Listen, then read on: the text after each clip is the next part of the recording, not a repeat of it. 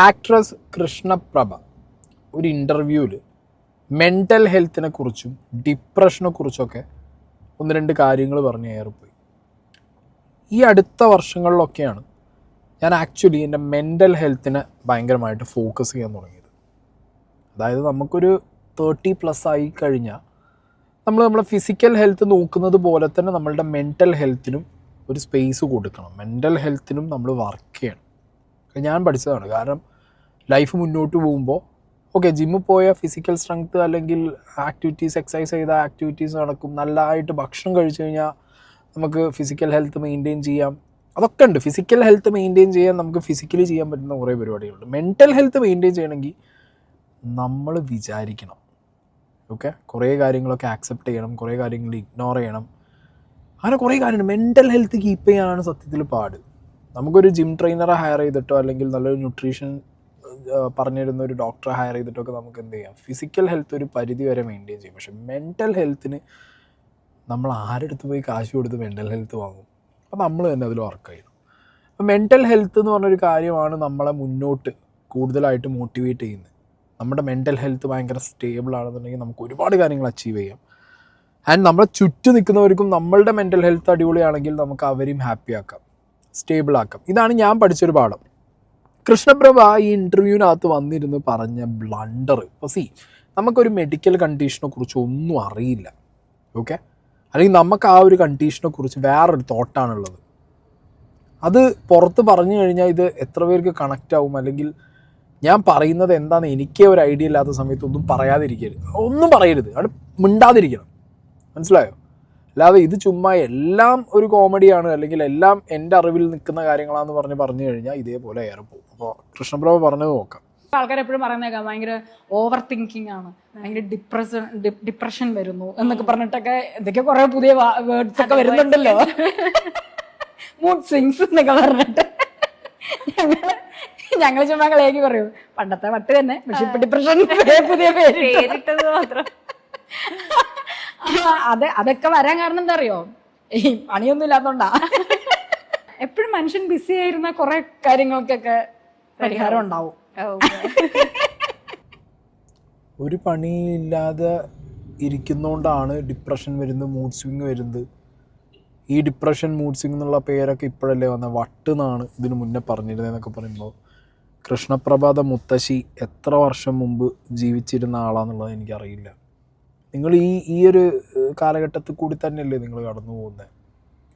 ഈ ഒരു എന്താ പറയുക, mental stress, mental anxiety, pressure, phobia, panic situation, fear, അങ്ങനത്തെ കുറേ കാര്യങ്ങൾ സഫർ ചെയ്ത് ഡേ ടു ഡേ ലൈഫിൽ ഫൈറ്റ് ചെയ്ത് മുന്നോട്ട് പോകുന്ന ആളുകളുണ്ട്. അല്ലെങ്കിൽ ഡിപ്രസ്ഡായി തളർന്ന് കിടക്കുന്ന ആളുകളുണ്ട്. ഞാൻ ഇന്നലെ ഒരു വീഡിയോ ചെയ്തിട്ടുണ്ടായിരുന്നു. ഒരു പയ്യൻ, അവന് വന്നൊരു അബ്യൂസ് കാരണം അവന് OCD ആയി, പാനിക് അറ്റാക്ക് വന്ന് ആ പയ്യൻ അവൻ്റെ ലൈഫ് അവസാനിപ്പിച്ചു. അങ്ങനെയുള്ളവർ നമ്മളെ ചുറ്റും ഉണ്ട്. അവരുടെ മുന്നിലേക്കാണ് കൃഷ്ണപ്രഭ. ഒരു പണി ഇല്ലാതെ ഇരിക്കുന്നതുകൊണ്ടാണ് നിങ്ങൾക്ക് ഇതൊക്കെ വരുന്നത്. അങ്ങനെയാണെങ്കിൽ എലോൺ മസ്ക് റീസെൻ്റ്ലി എങ്ങാണ്ട് ഡിപ്രഷൻ അടിച്ചു അതിനുള്ള ട്രീറ്റ്മെൻറ്റ് എടുക്കുക എന്ന് പറഞ്ഞിട്ടുള്ള കാര്യങ്ങളൊക്കെ നമ്മൾ ന്യൂസ് വഴി അറിഞ്ഞിട്ടുണ്ട്. പിന്നെ ഒരുപാട് ആക്ട്രസ്സുമാർ, ആക്ടർമാർ, അവരൊക്കെ നിങ്ങളുടെ ഫീൽഡിലുള്ളവർ തന്നെ ഒരുപാട് പേര് ഡിപ്രഷൻ്റെ ഫേസിലൂടെ പോയി റിക്കവറായി വന്നവരുണ്ട്. സ്റ്റിൽ അതൊന്ന് റിക്കവർ ചെയ്യാൻ വേണ്ടിയിട്ട് ഫൈറ്റ് ചെയ്യുന്നവരുണ്ട്. ഒരു സർവൈവലിൻ്റെ ഭയങ്കരമായ ഫൈറ്റിൽ നിൽക്കുന്ന എത്രയോ പേരുണ്ട് ഡിപ്രഷൻ എന്ന് പറഞ്ഞുള്ളൊരു ഫേസിനകത്ത്. കൃഷ്ണപ്രഭ പറഞ്ഞ കാര്യം കുറച്ച് വർഷങ്ങൾക്ക് മുമ്പ് വരെ ഞാനും വിചാരിച്ചിരുന്നത്, എന്ത് ഡിപ്രഷനോ, ഈ ഡിപ്രഷൻ ഉണ്ട് ആരെങ്കിലും എന്നോട് വന്ന് പറയുമ്പോൾ എന്ത് ഡിപ്രഷൻ, ഞാനും ഇത് വിചാരിച്ച ആളാണ്. ഓക്കെ, ഞാനും വിചാരിച്ച ആളാണ്. ഡിപ്രഷനിൽ ആത്മഹത്യ ചെയ്തു എന്നൊക്കെ പറയുമ്പോൾ എന്ത് എന്നാ ചങ്ങായിമാരെ പരിപാടി, ഞാൻ വിചാരിച്ചിട്ടുണ്ടായിരുന്ന ഒരു സമയം ഉണ്ടായിരുന്നു. പക്ഷെ എന്താ പറയുക, അത് നമ്മളെ നമുക്ക് ഹിറ്റ് ചെയ്യുമ്പോഴാണ് നമുക്ക് അതിൻ്റെ ഒരു ഗ്രാവിറ്റി മനസ്സിലായില്ലേ? ഞാൻ ബിഗ് ബോസിൽ കയറുന്നതിൻ്റെ മുമ്പ് ഒരു 5-6 മാസം ഞാൻ ലിറ്ററലി സ്ട്രഗ്ലിങ് ആയിരുന്നു. ഞാൻ അങ്ങനെ ആരോടും ഇത് പറഞ്ഞിട്ടില്ല. എൻ്റെ മെൻ്റൽ ഹെൽത്ത് എന്ന് പറഞ്ഞാൽ നെഗറ്റീവ് ഉണ്ടെങ്കിൽ നെഗറ്റീവ് ഇട്ട് കൊടുക്കും, 0 ഒന്നും പറയില്ല, നെഗറ്റീവ് ഇട്ട് കൊടുക്കും. ഞാൻ അത്രയും ഫ്രസ്ട്രേറ്റഡ് ആൻഡ് ഡിപ്രസ്ഡ് ആയിരുന്നു. ലൈഫിൽ ഉണ്ടോ പൈസ ഉണ്ട്, ഫെയിം ഉണ്ടോ, ഉണ്ട്, എല്ലാം ഉണ്ട്. ബട്ട് മനസ്സിനൊരു സുഖമില്ല, ഒരു സമാധാനമില്ലാത്തൊരവസ്ഥ. അതായത് വേറെ കുറേ ഫാക്ടേഴ്സ് ചിന്തിക്കുക, അങ്ങനെ അങ്ങനെ അങ്ങനെ ലൈക്ക് എക്സ്പ്ലെയിൻ ചെയ്യാൻ പറ്റാത്ത രീതിയിലുള്ളൊരവസ്ഥ. മനസ്സിലായില്ലേ?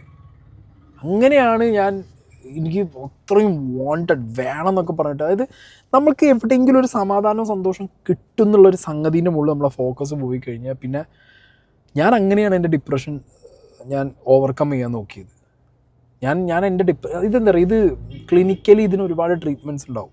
ഓക്കെ, ക്ലിനിക്കലി ഡിപ്രഷനും ഇതിനൊക്കെ ഒരുപാട് ട്രീറ്റ്മെൻറ്റ്സ് ഉണ്ട്, അത് എടുക്കണം. നമുക്ക് ഒരു ക്ലിനിക്കൽ ഫേസിലേക്ക് നമ്മളെ കാര്യങ്ങൾ മാറുന്നില്ല, നമുക്ക് നമ്മളെ ഒരു ഫൈറ്റ് കൊണ്ട് ചിലപ്പോൾ നമുക്ക് മുന്നോട്ട് പോകാൻ പറ്റും, അല്ലെങ്കിൽ നമ്മൾ ആരെങ്കിലും ഒരു കൈ തന്ന് അല്ലെങ്കിൽ ഒരു വാക്കുകൊണ്ട് എന്തെങ്കിലും പറഞ്ഞ് മോട്ടിവേറ്റ് ചെയ്യാൻ പറ്റുന്നുണ്ടെങ്കിൽ അതും ഒരു നല്ല ഓപ്ഷനാണ്. എനിക്ക് സ്വയം തിരിച്ചറിയാൻ പറ്റി, ഞാൻ വളരെ ഡിപ്രസ്ഡ് ഫേസിൽ ഭയങ്കര ഒരു സാഡിസം പിടിച്ച പോലെയാണ് ഞാൻ പോയിക്കൊണ്ടിരിക്കുന്നത് എന്നുള്ളത്. അത് റെക്ടിഫൈ ചെയ്യാനും അതിന് മാറി വരാനും ഒരു പരിധി വരെ എനിക്ക് സാധിച്ചു. പിന്നെ അവിടുന്ന് അങ്ങോട്ട് നമുക്ക് ഒരു ഹോപ്പ് കിട്ടുമല്ലോ, അവിടുന്ന് പിന്നെ നമ്മളവിടെ പിടിച്ച് കയറണം. അങ്ങനെയാണ് ഞാൻ ആ സ്റ്റേജ് എൻ്റെ അങ്ങോട്ട് മാറി തുടങ്ങി, ഞാൻ അങ്ങോട്ട് സർവൈവ് ചെയ്ത് വന്നത്. ഇത് എൻ്റെ എക്സ്പീരിയൻസ് ആണ്. അതിന് ശേഷം ഞാൻ ഈ ഡിപ്രഷൻ അല്ലെങ്കിൽ ബാക്കി വാക്കുകൾ കേൾക്കുമ്പോണ്ടല്ലോ, ഈ സത്യം പറഞ്ഞു കഴിഞ്ഞാൽ ഞാൻ തന്നെ പാനിക്കായി പോകും. കാരണം നമുക്കത് കേൾക്കുമ്പോഴേ പേടി. അയ്യോ, ഇന്നലെ ഇപ്പോൾ ആ പയ്യൻ എഴുതി വെച്ച കുറിപ്പ്, അവൻ ലൈഫ് അവസാനിപ്പിക്കാൻ പോകുന്നതിന് മുമ്പ് എഴുതി വെച്ച കുറിപ്പ് ഞാൻ വായിച്ചിട്ട് എനിക്ക് തന്നെ ഞാൻ ഷിവർ ചെയ്തു പോയി. വരും നമ്മൾ ഒരു കാരണവും ഇല്ലാതെ എന്ന് നമുക്ക് തോന്നും, പക്ഷെ നമ്മുടെ മനസ്സിനകത്ത് എന്തോ ഒരു കാരണമുണ്ട്, പക്ഷെ അത് ആരോടും ഷെയർ ചെയ്യാൻ പറ്റില്ല. മനസ്സിലായില്ലേ? ഇപ്പം ഈ കൃഷ്ണപ്രഭ പറഞ്ഞ പോലെ ഒരു പണിയില്ല. എങ്ങനെ ഇത് പണ്ട് ഞാൻ പറഞ്ഞു കേട്ടിട്ടുണ്ട്, നമ്മളെയൊക്കെ മുത്തശ്ശനും മുത്തശ്ശിയൊക്കെ, ഒരു പണിയില്ലാത്തവർക്ക് വരുന്ന അസുഖമാണ് മറ്റേ ഷുഗർ, പ്രഷർ, കൊളസ്ട്രോൾ എന്നൊക്കെ. ചുമ്മാട് പറയുന്നത് പൈസക്കാർക്ക് വരുന്നതാണ്, ഒരു പണിയില്ലാത്തവർക്ക് വരുന്നതാണ് ഷുഗർ, പ്രഷർ, കൊളസ്ട്രോൾ എന്നൊക്കെ. അതുപോലെയാണ് ഇപ്പോൾ ഈ വർത്താനം പറഞ്ഞു വെച്ച് പോയത് നിങ്ങൾ. പിന്നെ വട്ട്, ഇതിൻ്റെ പണ്ടത്തെ പേര് വട്ട്. എന്താ വട്ടും ഇതും തമ്മിൽ എന്ത് ബന്ധം? എനിക്കറിയില്ല. വട്ടും ഇതും തമ്മിൽ എന്ത് ബന്ധമാണ്? ഡിപ്രഷൻ, മൂഡ് സ്വിങ്സും വട്ടും തമ്മിൽ എന്ത് ബന്ധം എന്നാണ് ഇവർ ഈ പറയുന്നത്. എന്താണെങ്കിലും ഇതിനിടയിൽ കുറച്ച് കമൻസ് വന്നിട്ടുണ്ട്. ഓക്കെ, നമുക്ക് അതിലൂടെ പോയി നോക്കാം. അഞ്ജു ജോസ്, അപ്പോൾ നമുക്കറിയാം, ഒരുപാട് ഇൻ്റർവ്യൂസ് വരുന്നത് നമ്മൾ കണ്ടിട്ടുണ്ട്. ഇവരുടെ ഒരു ലൈഫ് സ്റ്റോറി നമുക്കറിയാം. ആദ്യത്തെ റിലേഷൻ ബ്രേക്ക് ആവുന്നു, പിന്നെ അതിൽ നിന്ന് ഇപ്പോൾ അവരൊരു പുതിയ മാരേജും കാര്യങ്ങളൊക്കെ കഴിഞ്ഞു. ഇവരുടെ ഈ ഫേസിനെ കുറിച്ച് സോഷ്യൽ മീഡിയയിൽ ഒരുപാട് പോസ്റ്റുകളിട്ട് സംസാരിച്ചൊരു വ്യക്തിയാണ്. അപ്പോൾ അഞ്ജു ജോസഫിൻ്റെ ഒരു കൊമെൻ്റാണ്: with all due respect to Krishnaprabha, please educate yourself about this mental health issue. There are people who suffered a lot because of this issue. Elon Musk in March 2025 said that he is taking medicines for depression. സത്യമാണ്. Elon Musk ഒരു പണിയില്ല, ലോകത്ത് ഒരു പണിയില്ലാതിരിക്കുന്ന ഒരാളായിരിക്കും Elon Musk, അല്ലേ? For Krishnaprabhas നോളേജാണ് ചോദിക്കുന്നത്. എലോൺ മസ്ക് എന്ന് പറഞ്ഞ വ്യക്തിക്ക് ഒരു പണി ഉണ്ടാവില്ലല്ലോ, പൈസ ഉണ്ടാവില്ല, പണി ഉണ്ടാവില്ല. കൃഷ്ണപ്രഭുവിൻ്റെ ലോജിക്ക് വെച്ച് അങ്ങനെ ആയിരിക്കും. ഡിപ്രഷൻ അടിക്കുന്നതായിരിക്കാം ഒരു പണിക്കും പോവാതെ കാശൊന്നും ഇല്ലാതെ ചുമ്മാ ഇരിക്കുന്നതാണ് ഡിപ്രഷൻ അടിക്കും. അങ്ങനെയാണെങ്കിൽ എലോൺ മസ്ക് അങ്ങനെയുള്ള ഒരാളാണോ? ലോകത്തിന് തന്നെ ഏറ്റവും ആക്റ്റീവായിട്ട് ഏറ്റവും തിങ്ക് ചെയ്ത് അയാൾ ഫ്യൂച്ചറിലാണ് ജീവിക്കുന്നത്. അയാൾക്ക് വരെ ഡിപ്രഷൻ ഉണ്ട്, അയാളെല്ലാം മെഡിസിൻ എടുക്കുന്നുണ്ട്. Deepika Padukone again opened up about this. Are these guys not busy? It can happen to you even if you are busy or not. It's an actual disease. Please don't use words like what. I have nothing against you personally, but as a person who has suffered both clinical depression and anxiety disorder, I can say that the mental health issues are real and they don't just pop up because you are not busy. Please educate yourself on this topic even if you are joking or kidding about this. അതാണ്, ഒന്നില്ലെങ്കിൽ തമാശയായിട്ട് അല്ലെങ്കിൽ ഒരു കളിയാക്കലായിട്ട് മാത്രം പറഞ്ഞു പോകുന്ന ഒരു കാര്യമായിട്ട് എടുക്കാൻ പറ്റുന്നൊരു മെഡിക്കൽ കണ്ടീഷൻ അല്ല ഈ പറഞ്ഞ ഡിപ്രഷനും മൂഡ് സ്വിങ്സും ഒക്കെ.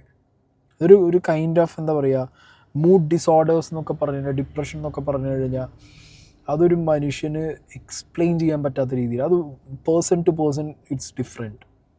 അങ്ങനെയുള്ളൊരു കാര്യം എങ്ങനെ ഇത് കൃഷ്ണപ്രഭ കുറച്ചും കൂടി ഇതിനെക്കുറിച്ച് അറിയണം, അല്ലെങ്കിൽ സെൽഫ് എക്സ്പീരിയൻസ് ചെയ്യണം, അല്ലെങ്കിൽ നമുക്കൊക്കെ വന്നിട്ടുണ്ടാവും, ലൈഫിൻ്റെ പല സ്റ്റേജിൽ വന്നിട്ടുണ്ടാവും. പക്ഷെ നമുക്ക് അന്നൊന്നും ഇത് ഡിപ്രഷൻ സ്റ്റേജ് ആണെന്നോ ഇതൊരു മൂഡ് സ്വിങ് ആണെന്നോ മനസ്സിലാക്കാനുള്ള നോളജ് നമുക്ക് കാണില്ല. കൃഷ്ണപ്രഭയ്ക്കും ചിലപ്പോൾ അതായിരിക്കും. കാരണം കൃഷ്ണപ്രഭേൻ്റെ ഈ സെയിം ഇൻ്റർവ്യൂവിനകത്ത് കൃഷ്ണപ്രഭ വേറൊരു കാര്യം പറഞ്ഞു വെക്കുന്നുണ്ട്. ഓക്കെ, ആദ്യമൊക്കെ എന്റെ ഇന്ന് സിനിമ പോകുമ്പോൾ ഞാൻ കരഞ്ഞിട്ടുണ്ട്, ഭയങ്കരമായിട്ട് കരഞ്ഞു. എന്നെ നമ്മൾ ഫിക്സ് ചെയ്തിട്ടുള്ള അവസാന നിമിഷത്തിൽ ഞാൻ മാറിപ്പോയിട്ടുണ്ട് സിനിമയിൽ നിന്നൊക്കെ. നമ്മൾ കണ്ടിട്ടുള്ള പല ഹിറ്റ് സിനിമകളിലുള്ള ക്യാരക്ടേഴ്സിലൊക്കെ അങ്ങനെ മാറിപ്പോയിട്ടുണ്ട്. ഒരാഴ്ചക്ക് നിർത്താൻ തോന്നി കരഞ്ഞിട്ടുണ്ട്. അപ്പൊ അത് പിന്നെ എനിക്ക് മനസ്സിലായി വരാനുള്ളത് നമുക്ക് തന്നെ വരും. അത് കറങ്ങി തിരിഞ്ഞ് വന്നിട്ടുമുണ്ട്. ഞാനിപ്പോ നിങ്ങളിപ്പോ എന്നെ കണ്ടിട്ടുള്ള പല സിനിമകളിലെ ക്യാരക്ടേഴ്സ് ചിലതൊന്നും ഞാൻ ചെയ്യേണ്ട ക്യാരക്ടേഴ്സേ അല്ല. ചിലപ്പോ പറഞ്ഞിട്ട് ചിലപ്പോ മാറിപ്പോയതായിരിക്കും, പക്ഷെ ചിലപ്പോ കറങ്ങി തിരിഞ്ഞ് വീണ്ടും തിരിച്ച് എന്റെ വീട്ടിലേക്ക് വന്നിട്ടുമുണ്ട്. അപ്പൊ എനിക്ക് മനസ്സിലായി, ഇതിപ്പോ പറയുന്ന കറക്റ്റാ, നമുക്കുള്ളത് നമുക്ക് തന്നെ വരും എന്നുള്ളത്. ഇപ്പൊ കൃഷ്ണപ്രഭ പറഞ്ഞില്ലേ സിനിമ കയ്യിൽ നിന്ന് പോകുമ്പോൾ കരഞ്ഞിട്ടുണ്ടെന്നും ലോ ആയിട്ടുണ്ടെന്നും. ആ ലോ സ്റ്റേജിനെയാണ് ഡിപ്രഷൻ എന്ന് പറയുന്നത്. ഇനി നമുക്ക് വരാനുള്ളത് നമുക്ക് വരും എന്നുള്ളൊരു തിരിച്ചറിവിൻ്റെ ഫേസിലേക്കൊക്കെ വരുമ്പോൾ നമ്മളത് ഓവർകം ചെയ്യുകയാണ്. അത് മനസ്സിലാക്കാനുള്ള നോളജ്, അതാണ് അവിടെയാണ് ആ പ്രശ്നം. നമ്മുടെ ആ ഒരു അവസ്ഥയെ തിരിച്ചറിഞ്ഞ് നമ്മൾ ബിഹേവ് ചെയ്യുക എന്നുള്ളതാണ്. ഞാനതാ പറഞ്ഞത്, ഒരു പരിധി വരെ നമ്മളത് ബിഹേവ് ചെയ്യാൻ പഠിച്ചു കഴിഞ്ഞാൽ ഓക്കെയാണ്. അത് പരിധിക്കും അപ്പുറം നമ്മളെ സാഡാക്കുകയാണ്, നമ്മളെ ലോ ആക്കുകയാണ്, നമ്മൾ ഡെയിലി ആക്ടിവിറ്റീസിൽ നിന്ന് നമ്മളെ മാറ്റി നിർത്തുകയാണ്, നമ്മളെ ഡെയിലി കാണുന്നവരിൽ നിന്നും സംസാരിക്കുന്നവരിൽ നിന്നും നമ്മളെ മാറ്റി നിർത്തുകയാണ്. ലോകത്തിൽ തന്നെ നമ്മളെ ഒറ്റപ്പെട്ട രീതിയിൽ നമ്മളെ കൊണ്ടുപോയി നമ്മളെ എത്തിക്കുകയാണെന്നുണ്ടെങ്കിൽ definitely go to a doctor. ഒരു ഡോക്ടറിൻ്റെ അടുത്ത് പോവുക, ഡോക്ടറിനെ കൺസൾട്ട് ചെയ്യുക, ഡോക്ടറോട് കാര്യങ്ങൾ തുറന്ന് പറയുക. ഓക്കെ, അല്ലെങ്കിൽ അടുത്തുള്ള ഫ്രണ്ട്സിനോട് പറഞ്ഞിട്ട് അവരോട് കൊണ്ടുപോകാൻ പറയുക. അങ്ങനത്തെ like person to person this is different. ഈ സംഗതി ഭയങ്കര ഡിഫറെൻ്റാണ്, പേഴ്സൺ ടു പേഴ്സൺ. മനസ്സിലായി? ചിലപ്പോൾ ചിലർക്ക് ജെനറ്റിക്കലി എന്തെങ്കിലുമൊക്കെ സീനുകൾ കാണാം, ചിലപ്പോൾ എന്തെങ്കിലും ഒരു എന്താ പറയുക, പല റീസൺസ് ഉണ്ടല്ലോ ഇതിനകത്ത്. ഞാൻ പറഞ്ഞല്ലോ, ചിലപ്പോൾ ജോബ് റീസൺസ് ആയിരിക്കാം, ചിലർക്ക് മാരേജ് കൊണ്ടുള്ള റീസൺസ് ഉണ്ടായി. അങ്ങനെ പല റീസൺസാണ് ഒരു മനുഷ്യന്. എന്താ റീസൺ എന്നുള്ളത് കണ്ടുപിടിക്കാൻ വേറൊരാൾക്ക് സാധിക്കില്ല, സ്വയം കണ്ടുപിടിക്കണം. ഡിപ്രഷൻ്റെ, മൂഡ് സ്വിങ്സിൻ്റെ ഒക്കെ ഒരു കോർ എന്താണ് നമ്മളിലുള്ളത്, നമുക്ക് എന്തുകൊണ്ടത് വരുന്നു എന്നുള്ളത് നമ്മൾ കണ്ടുപിടിച്ചാൽ തന്നെ അതിലൊരു എഫക്റ്റീവായിട്ടുള്ളൊരു വഴി നമുക്ക് തിരിച്ചറിവ് പിന്നെ നമുക്ക് ഉണ്ടാക്കി മുന്നോട്ട് പോകാൻ പറ്റും. പക്ഷെ അതിൽ നിൽക്കാത്തത് നമ്മൾ ഓബ്വിയസ്ലി നമ്മൾ ഡോക്ടറെ കാണണം, ക്ലിനിക്കലി നമ്മൾ അതിനുള്ള സപ്പോർട്ട് എടുക്കണം. അങ്ങനെ സപ്പോർട്ട് തരാൻ. അല്ലെങ്കിൽ നിങ്ങളൊന്ന് ആലോചിച്ചു, ഈ സൈക്കോളജിയും ഇവരൊക്കെ എന്തിനാ പിന്നെ? സൈക്കോളജിസ്റ്റുമാരൊക്കെ പിന്നെ എന്തിനാ? അങ്ങനത്തെ ഒരു ബ്രാഞ്ച് ഓഫ് സയൻസ് തന്നെ വേണ്ടല്ലോ. പിന്നെ കൃഷ്ണപ്പ പറയുന്ന പോലെ ഇതൊക്കെ വട്ടാണ്, അല്ലെങ്കിൽ ഇത് പണ്ടൊന്നും ഇങ്ങനെ ആയിരുന്നില്ല, ഇതൊക്കെ വെറുതെ ചുമ്മാ ഇരിക്കുന്നവർക്ക് തോന്നുന്നതാണെന്നൊക്കെ തോന്നാനാണെങ്കിൽ പിന്നെ എന്തിനാണ് ഈ ബ്രാഞ്ച് ഓഫ് സയൻസ് ഇത്രയും ഡെവലപ്പ് ചെയ്യുന്നതും അല്ലെങ്കിൽ അതിൽ ഒരുപാട് റിസർച്ചുകൾ നടക്കുന്നതൊക്കെ പിന്നെ എന്തിനാ? ഓക്കെ, ഇനി അടുത്തത് മീറ്റ് മിരിയുടെ ഒരു കോമെൻ്റ് ഉണ്ട്. Okay, it's really sad to see such a sensitive and serious topic being taken lightly. Mental health, whether it's stress, anxiety or depression, is not something to joke about or dismiss as a trend or new name. Only those who have truly experienced it or seen a loved one go through it can understand how real and painful it can be. Depression or stress can affect anyone, anything, regardless of how successful, active or happy they may appear on the outside. I have personally seen this very closely. Someone in my own family went through postpartum depression after pregnancy. As a strong and supportive family, we never let her alone during that time. We gave her strength, motivation, love and care, everything possible to help her heal. But sadly, not everyone has that kind of support system. Many go through it silently, fighting battles that no one can see. So please let be more compassionate and understanding. Mental health is not something to laugh about. It deserves awareness, respect and empathy. You never know who might be silently struggling around you. കിടിലൻ reply ആണ്. അതായത് നമ്മളെ ചുറ്റും ഇതൊന്ന് fight ചെയ്യുന്ന ഒരുപാട് പേരുണ്ടാവും. നമുക്കൊരു പരിധി വരെ ചിലപ്പോൾ മനസ്സിലാവില്ല. കാരണം ഇങ്ങനെ ഡിപ്രഷനും മൂഡ് സ്വിങ്സും ലോ ആയിട്ടിരിക്കുന്നവരൊന്നും അധികവും ഇത് പുറത്ത് പ്രകടിപ്പിക്കില്ല. അല്ലെങ്കിൽ പിന്നെ അത്രയും നമ്മളെ ക്ലോസ് ആയിട്ടിരിക്കുന്ന ഒരാളുടെ ബിഹേവിയർ മാറുന്നതിനനുസരിച്ച്, അവരുടെ റെസ്പോൺസ് മാറുന്നതിനനുസരിച്ച്, അവരുടെ ബോഡി ലാംഗ്വേജ് മാറുന്നതനുസരിച്ച് നമ്മൾ ചോദിച്ച് കണ്ടുപിടിക്കാൻ നോക്കുക. ഓക്കെ, അത് നമ്മൾ ചെയ്യേണ്ട ഒരു കാര്യം കൂടിയാണ്. ഞാൻ എൻ്റെ ഫ്രണ്ട്സിനെ എപ്പോഴും മോണിറ്റർ ചെയ്യാറുണ്ട്, ടു ബി ഹോണസ്റ്റ്. ബിക്കോസ് ഒരു വട്ടം എനിക്ക് അടിച്ചപ്പോൾ എനിക്ക് മനസ്സിലായി. അപ്പോൾ ഞാൻ മോണിറ്റർ ചെയ്യും, ഞാൻ ചോദിക്കും. മാക്സിമം എന്നെക്കൊണ്ട് എന്തെങ്കിലുമൊക്കെ ചെയ്തു കൊടുത്തിട്ട് മാറ്റാൻ പറ്റുന്ന രീതിയിലുള്ളൊരു സിറ്റുവേഷൻ ആണെന്നുണ്ടെങ്കിൽ I will try to do it. മനസ്സിലായി. അല്ലെങ്കിൽ ഞാൻ തന്നെ പറയും ഒരു ഡോക്ടറെ പോയി കാണും, ഇത് ഇത്ര മോശമായ അവസ്ഥയാണ്. ചിലർക്ക് നമ്മൾ എത്ര പറഞ്ഞാലും അവർക്ക് തിരിച്ചറിയാൻ പറ്റില്ല, അത് റിയലൈസ് ചെയ്യില്ല. അവർ ആ ഫേസിലൂടെയാണ്, അല്ലെങ്കിൽ റിയലൈസ് ചെയ്തു ഞാൻ ആ ഫേസിലൂടെ പോകണമെന്ന് പറഞ്ഞാൽ അവരതിൻ്റെ വാശി പിടിച്ച് നിൽക്കും. അങ്ങനെ നിൽക്കരുത്. ഓക്കെ. ഈ കൃഷ്ണപ്രഭയെ പോലുള്ള ഞാൻ പറഞ്ഞ ഒരു സെലിബ്രിറ്റി ഫേസിലിരിക്കുന്നവർ ഒട്ടും ഇത് ലൈറ്റായിട്ട് എടുക്കേണ്ട ഒരു ടോപ്പിക്കല്ല. കാരണം ഞാൻ എൻ്റെ അനുഭവത്തിൽ നിന്നാണ് പറയുന്നത്. ഞാൻ കുറച്ച് റീസെൻറ്റ് വർഷങ്ങൾക്ക് മുമ്പ് വരെ ഞാൻ വിചാരിച്ചിരുന്നത് ഇതൊക്കെ എന്താണ്, ഇതൊക്കെ സിമ്പിൾ പരിപാടിയല്ലേ, ഡിപ്രഷൻ എന്ത് മൂഡ് സ്വിങ്, ഇത് വിചാരിച്ച ഒരാളാണ് ഞാൻ. സീരിയസ്ലി ഇത് വിചാരിച്ച ഒരാളാണ് ഞാൻ. പിന്നെ അങ്ങോട്ട് ഞാൻ ഇതിനെക്കുറിച്ച് നമുക്കിത് അടി കിട്ടിയപ്പോഴാണ് എനിക്ക് മനസ്സിലായത്, അതായത് ഇതിൻ്റെ ഒരു ഗ്രാവിറ്റി എത്രത്തോളം അത് അൺബെയറബിളാണ്, സഹിക്കാൻ പറ്റൂല മക്കളെ. എങ്ങനെയൊക്കെ എനിക്കിപ്പോൾ അതിനെക്കുറിച്ച് പറയാൻ തന്നെ താല്പര്യമില്ല ആക്ച്വലി. ഞാൻ ഈ ടോപ്പിക് എടുക്കുമ്പോൾ തന്നെ ഒരു പേടി ഉണ്ടായിരുന്നു എൻ്റെ മനസ്സിൽ. കാരണം ഞാനൊരു ക്ലിനിക്കലി ട്രീറ്റ്മെൻറ്റ് എടുത്ത് അങ്ങനെ മാറിക്കൊണ്ടിരുന്നതോ അല്ലെങ്കിൽ മാറി അങ്ങനത്തെ ഒരു സ്റ്റേജൊന്നും അല്ല എൻ്റെ. ഞാൻ സ്വയം കുറേ കാര്യങ്ങൾ ഇങ്ങനെ ഇഗ്നോർ ചെയ്തു, അല്ലെങ്കിൽ സ്വയം എന്താ പറയുക മോട്ടിവേറ്റ് ചെയ്തൊക്കെ പിന്നെ അങ്ങനെ മാറി. Bigg Boss help me a lot. അങ്ങനെയൊക്കെ മാറി ഇതായൊരു മനുഷ്യനാണ്. ബാക്ക് ടു ദാറ്റ് സ്റ്റേജ് ഇത് പറയുമ്പോൾ ചിലപ്പോൾ പോകാനോ അല്ലെങ്കിൽ അത് ഹിറ്റ് ചെയ്യാനോ ഒക്കെ സാധ്യതയുണ്ട്. എന്താണെങ്കിലും ഞാൻ എൻ്റെ വ്യൂവേഴ്സിനോടാണ് പറയുന്നത്, നിങ്ങൾ നിങ്ങളുടെ മെൻ്റൽ ഹെൽത്തിന് കുറേയും കൂടി എന്ത് ചെയ്യുക, ഒരു സ്പേസ് കൊടുക്കുക, കുറേയും കൂടി ഇമ്പോർട്ടൻസ് കൊടുക്കുക. ഫിസിക്കൽ ഹെൽത്ത് പോലെ തന്നെയാണ് മെൻ്റൽ ഹെൽത്ത്. രണ്ടും ഞാൻ പറയുമ്പോൾ അങ്ങോട്ടും ഇങ്ങോട്ടും കോൺട്രിബ്യൂട്ട് ചെയ്യുന്ന കാര്യം കൂടിയാണ്. If you are physically strong, ഒരു പരിധി വരെ you will be mentally strong. നിങ്ങൾ മെൻ്റലി ഭയങ്കര സ്ട്രോങ് ആണോ, നിങ്ങൾക്ക് അത്ര ഫിസിക്കൽ സ്ട്രോങ് ആവേണ്ട ആവശ്യമില്ല, you can still survive here. Okay. അപ്പോൾ കൃഷ്ണപ്രഭയെ പോലുള്ളവർ കുറച്ചും കൂടി ഇതിനെക്കുറിച്ചൊക്കെ അറിഞ്ഞ് പഠിച്ചതിന് ശേഷം മാത്രം ഇങ്ങനത്തെയൊക്കെ കളിയാക്കൽ കാര്യങ്ങളൊക്കെ ഇരുന്ന് പറയുക.